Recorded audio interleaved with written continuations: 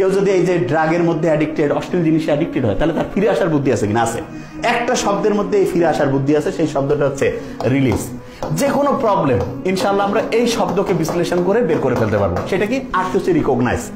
যে কোনো শিক্ষার্থীকে আগে বুঝতে হবে যে হ্যাঁ, আমি যদি অশ্লীল কোনো কিছুতে কিংবা যেটা বলা যায় ধর্মীয় নীতিমালার বাইরে সেইটা, এবং খেয়াল রাখতে হবে যেই কাজটা আমি করার পরে অন্যের সামনে মানে হচ্ছে গর্বভরে বলতে পারি সেটাই খারাপ কিছু, সেইটাতে যদি আমি জড়িত হয়ে থাকি তাহলে তওবা করে আল্লাহর কাছে ইস্তেগফার করে, আর কি বলো এটা কি জানি, মানে হচ্ছে যে ভুল স্বীকার করে যে আমি ভালো হতে চাই, এইটা যখনই চিন্তা করবো ইনশাআল্লাহ আমাদের ব্রেনকে এমন অসাধারণভাবে আল্লাহ বানিয়েছেন, শুনলে অবাক হয়ে যাব।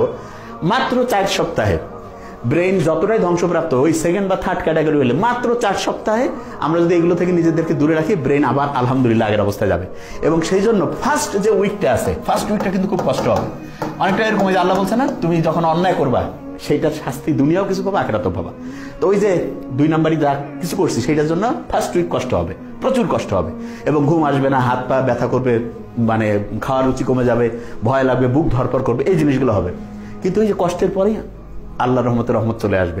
সেকেন্ড উইক থেকে শুরু হতে থাকবে কি, কষ্ট কমতে থাকবে, কষ্ট কমতে থাকবে, ভালো লাগা শুরু হবে। থার্ড উইকে কষ্ট আরো কমতে থাকবে, আর একটু ভালো লাগা শুরু হবে।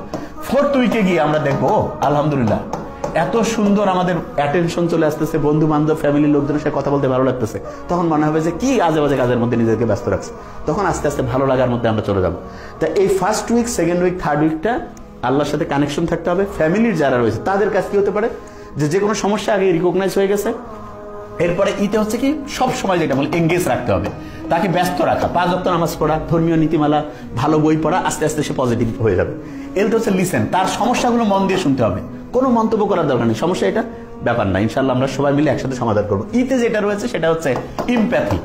এই সমস্যা যদি আমাদের নিজেদের কারো হইতো, সে কিন্তু ইচ্ছা করে করতেছে না, যে কোনো ভাবে সে অ্যাডিক্টেড হয়ে গেছে, তাহলে কতটা কষ্ট পাইতাম আমরা, সেই অনুযায়ী তাকে হচ্ছে নিজেদের মধ্যে হচ্ছে চিন্তা করতে হবে।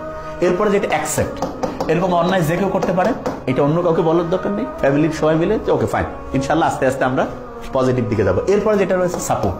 সাপোর্টের ক্ষেত্রে আমরা সবসময় বলি যে কোনো রকমের প্রশ্ন জিজ্ঞাসা না করে, সে যেই রকম সুযোগ সুবিধা চায় তাকে হচ্ছে কোনো কটু কথা না বলে, তাকে তুলনা না করে, তার হচ্ছে যে নেগেটিভ দুর্বল জিনিসটা আঘাত না করে তাকে পজিটিভ ওয়েতে হচ্ছে হেল্প করা।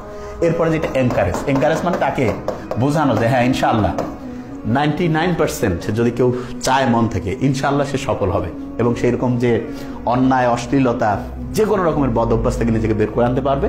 এবং খেয়াল রাখতে হবে অন্যায় যেটা করছে আল্লাহ কিন্তু আমাদের বানিয়েছে, আমাদের মধ্যে ভালো খারাপ সব বৈশিষ্ট্য আছে, খারাপ বৈশিষ্ট্যটা কারোর মধ্যে সঙ্গত সে কোনো কারণে যদি প্রকট হয়, চাইলে আমরা ধর্মীয় বই পড়ে ভালো মানুষজনের সাহচর্য থেকে ইনশাআল্লাহ খারাপ জিনিসগুলোকে দূর করে আস্তে আস্তে ভালোর দিকে যেতে পারে। এবং যখনই একটা ফ্যামিলি, একটা সোসাইটি ভালোর দিকে যাবে, অটোমেটিক দেশ এবং মানুষ অসাধারণ হবে। Thank you so much. আসসালামু আলাইকুম।